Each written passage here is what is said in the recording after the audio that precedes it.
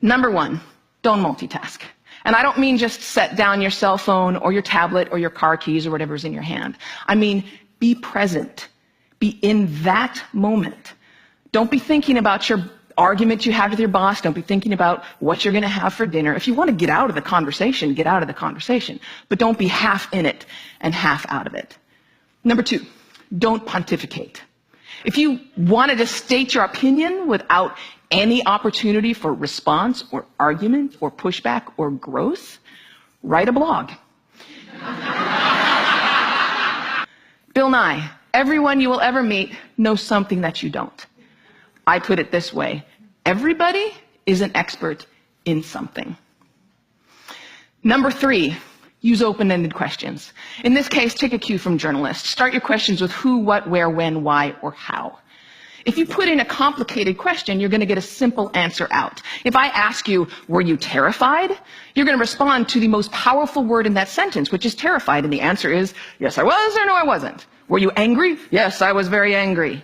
Let them describe it. They're the ones that know.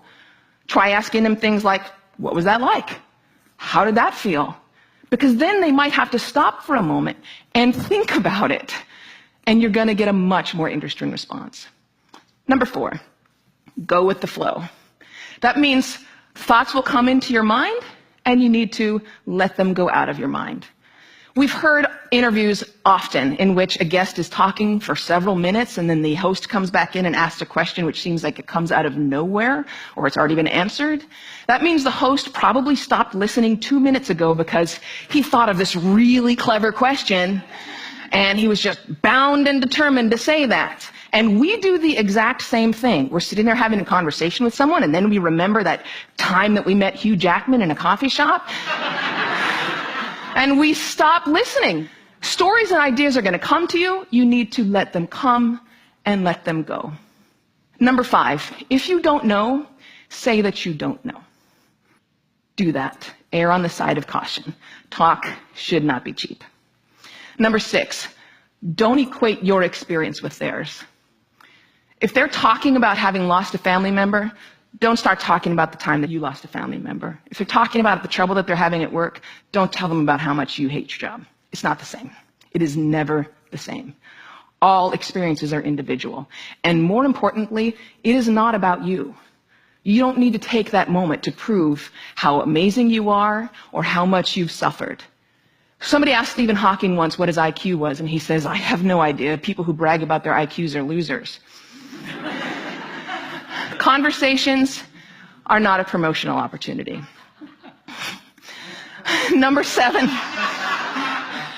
try not to repeat yourself. It's condescending and it's really boring. And we tend to do it a lot, especially in work conversations or in conversations with our kids. We have a point to make, so we just keep rephrasing it over and over. Don't do that. Number eight, stay out of the weeds.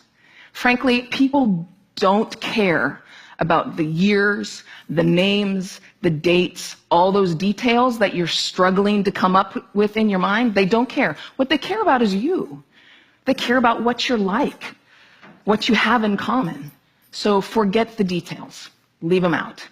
Number nine, this is not the last one, but it is the most important one. Listen.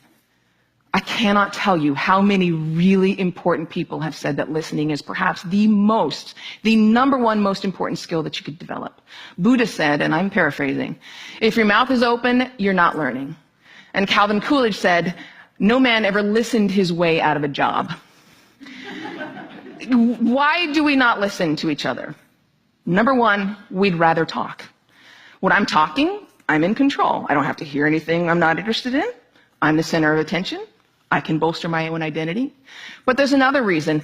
We get distracted. The average person talks at about 225 words per minute, but we can listen at up to 500 words per minute. So our minds are filling in those other 275 words. And look, I know it takes effort and energy to actually pay attention to someone. But if you can't do that, you're not in a conversation. You're just two people shouting out barely related sentences in the same place. You have to listen to one another. Stephen Covey said it very beautifully. He said, most of us don't listen with the intent to understand. We listen with the intent to reply.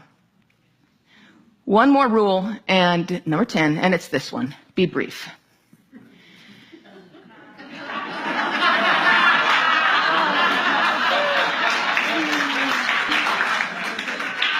All of this boils down to the same basic concept, and it is this one.